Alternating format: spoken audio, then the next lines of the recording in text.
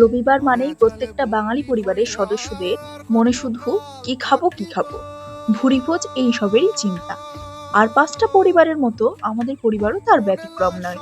আর সেই স্বাদেই যদি যুক্ত হয় বর্ষার ইলিশ, মনটা আর খাই খাই ছাড়া কি করবে বলো?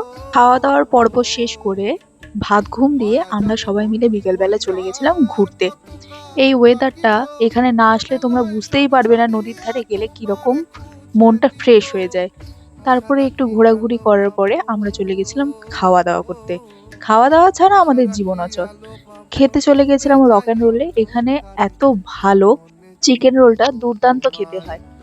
প্রায় আমরা এই দোকানে খাই। আজকে আমি অর্ডার করেছিলাম মোমো, স্টিম মোমো অর্ডার করেছিলাম। এখানে স্টিম মোমোটাও ভালো করে, প্যান ফ্রাই মোমোটা আমার আরো বেশি ভালো লাগে। আর সাথে নিয়ে নিয়েছিলাম ভাইয়ের জন্য চিকেন রোল। চিকেন রোল দেখে তো আমার ভাইয়ের দিল গার্ডেন গার্ডেন হয়ে গেল। তো এইভাবেই আজকের দিনটা শেষ করলাম। টাটা।